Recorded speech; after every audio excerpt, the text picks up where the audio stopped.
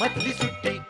Frutti सोबत मधली सुट्टीमध्ये आता वेळ आली आहे तुमच्या खूप आवडत्या गोष्टीची, जी गोष्ट मोठ्यांना काही केलं तरी मिळत नाही, फक्त लहान आमच्या मित्रांनाच मिळते, ती म्हणजे मधली सुट्टी मधली जादूची कांडी.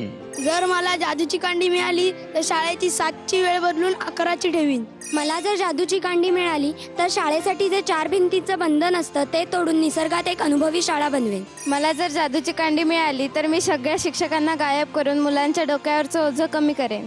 मला जर जादूची कांडी मिळाली तर मधली सुट्टी हा कार्यक्रम 1 तासाचा आहे तर 4 तासाचा करेन. मला जर जादूची छडी मिळाली तर जगात जी जी माणसं चांगलं काम करतात त्यांना दीर्घायुष्य लाभू दे अशी मी तिच्याजवळ इच्छा व्यक्त करेन. शाळेत शिकवली जाणारी कविता आणि नंतर आपल्याला गाण्यातून भेटणारी कविता ही एकच असते, याचा थांग पत्ता बहुतेक वेळेला शाळेतले मराठीचे शिक्षक अजिबात लावून देत नाहीत. पण या शाळेत कवितेकडे थोड्या वेगळ्या नजरेने बघितलं जातं आणि म्हणूनच कविवर्य सुरेश भटांची ही कविता त्याचा आपल्याला सगळ्यांनाच अभिमान वाटतो. आणि माझ्या मित्रांनी कौशल इनामदारनेचं फार सुंदर गाणं केलंय. लाभले आम्हास भाग्य बोलतो मराठी, जाहलो खरेच धन्य ऐकतो मराठी.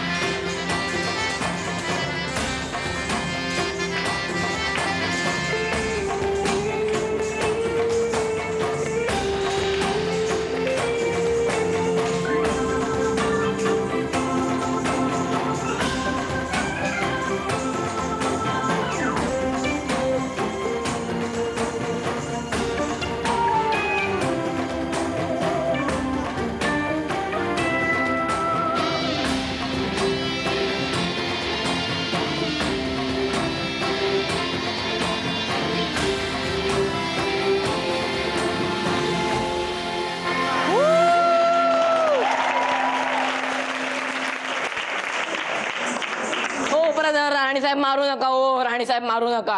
अहो नका मारू, मी देशाचा राजा आहे हो आणि आता दरबारात आलोय. फक्त मारू नका, मला मारू नका. लाटणं खाली ठेवा, लाटणं खाली ठेवा, मारू नका, लागतं खूप ते. नमस्कार मंडळी, नमस्कार. मला सांगा आता दरबारात काही हाल हवाल? हो काय राज्यात सगळीकडे कसं दंगली गोंधळ भ्रष्टाचार सगळं चालूच आहे. बरं मग ठीक आहे. आज आपल्या खास दरबारात काही खास आहे काय? होय, आज एक स्पेशल आहे. एक कवी महाशय आलेला आहे. होय, काय नाव? कवी बोगस. अच्छा, मग त्यांना मानाने आत पाठवून द्या. हा, येऊ दे.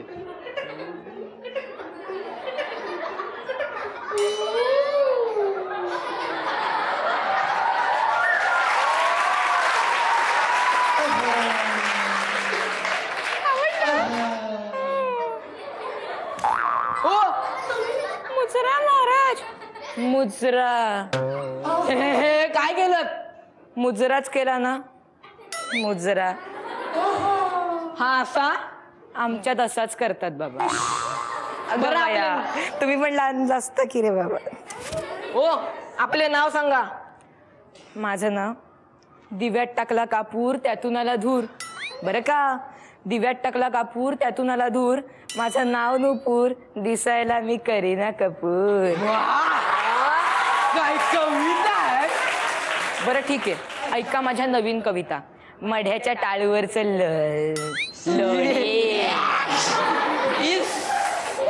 काय? हा माझा नवीन कविता संग्रह आहे. वाय कधी ऐका.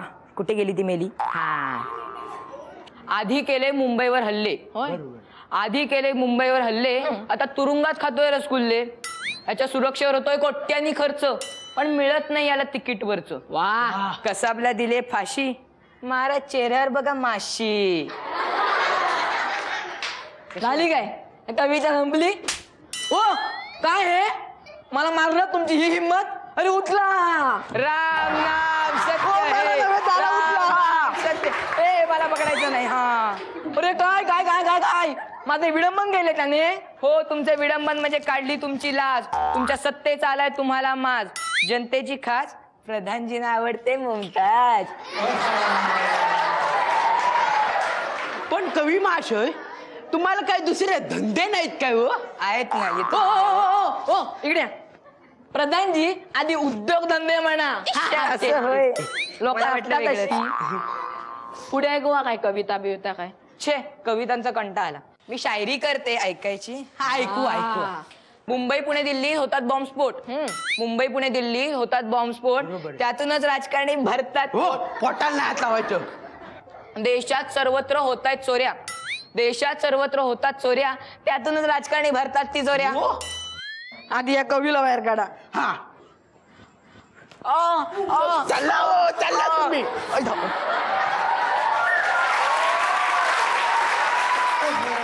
वाट हा शब्द जो दिशा दाखवतो आणि दशा ही सावधान पुढे चांगला रस्ता आहे. ही ग्राफिटी इथल्या शाळेतल्या मुलांनीच लिहिली आहे त्यांच्या अलगूज नावाच्या बक्षीस मिळालेल्या या त्यांनी तयार केलेल्या मॅगझिनमध्ये. तर बाळांनो सावधान पुढे चांगला रस्ता आहे असं का लिहावं असं वाटलं? एवढे खराब आहेत रस्ते रत्नागिरीमध्ये? हो आहेत, पण आता कसं आम्हाला सवय झाली आहे त्याच्यामुळे जर साधा रस्ता असेल किंवा खड्डे नसलेला रस्ता असेल तर आम्हाला अगदी चुकचुकल्यासारखंच वाटतं. तुम्ही मला सांगा, आम्ही सगळेजण असं म्हणतो ना की चला आता सुट्टी लागली, आता कुठे जायचं? तर मग कोकणातल्या बीचवर जाऊ, मग कोकणात जाऊन आंबे खाऊ, मग तिथले मस्तपैकी समुद्रावर फिरायला जाऊ. तसं इथल्या लोकांना कुठे फिरायला जावं असं वाटतं? तुला कुठे वाटतं फिरायला जावं असं? सर आता तुम्ही म्हणता ना की आम्हाला रत्नागिरीत यावंसं वाटतं, तसं आम्हाला तुम्ही पुण्यात राहता तिथे पुण्यात यावंसं वाटतं. का रे? कारण आता आम्हाला रत्नागिरीच्या वातावरणाची सवय झाली आहे ना, आणि त्याच्यामुळे आम्हाला पुण्यातलं वातावरण वेगळं असतं. वेगवेगळ्या गोष्टी बघाव्याशा वाटतात. आमचे रत्नागिरीचे बीचेस तुम्ही घाण करता बाहेरची लोक ट्रिपला येऊन, असं अजून कोणाला बोलायचंय? म्हणजे आता समजा मांडवीच्या समुद्रावर गेलं तरी तिथे घाण असतेच, आणि भाटाच्या समुद्रावर गेलं तरी तिथे पूर्वी नसायची, पण आता इतकी वर्दळ असते की तिथेही आता घाण झालेलीच आहे. अजून कोणाला बोलायचं या विषयावर? पूर्वीच्या काळी रत्नागिरीमध्ये बीचेस होती ती स्वच्छ होती, पण नंतरच्या काळामध्ये जसा पर्यटकांचा कल रत्नागिरीकडे आणि पर्यायाने कोकणाकडे वाढला तेव्हा ही बीचेस खराब झाली. पण त्याला रत्नागिरीतले किंवा कोकणातल्या लोकांचीही तितकीच भूमिका त्याच्यामध्ये आहे की त्यांनीसुद्धा बीचेस स्वच्छ ठेवण्याचं काम केलं पाहिजे. कारण दुसरीकडे असं सुद्धा बोललं जातं की पर्यटन हा त्या शहराचा एक महत्त्वाचा घटक आहे. मग दुतोंडी बोलून तर आपल्याला चालणार नाही ना. घंटाडा दुतोंडी हा शब्द ह्या वयातला मुलगा बोलतोय म्हणजे मराठी भाषा इज सेफ नाही, मराठी भाषा सुरक्षित आहे. बरं आता मला ज्याच्याविषयी काही माहिती नाही असा एक प्रश्न तुम्हाला विचारतो. कसं काय चाललंय हापूसचा व्यवसाय सध्या रत्नागिरीमध्ये? यंदा कसं काय पीक मोहर गळला वगैरे काय? तसं थंडीमुळे बराचसा मोहर गळलेला आहे. पाहिलं ना, यांच्याकडनं ऑथेंटिक माहिती ना त्या गावातल्या मुलांकडनंच मिळते. काय लिहिले बाई, काय वाटतं तुम्हाला? आंबे कमी आहेत. आंबे कमी आहेत असं कसं चालेल?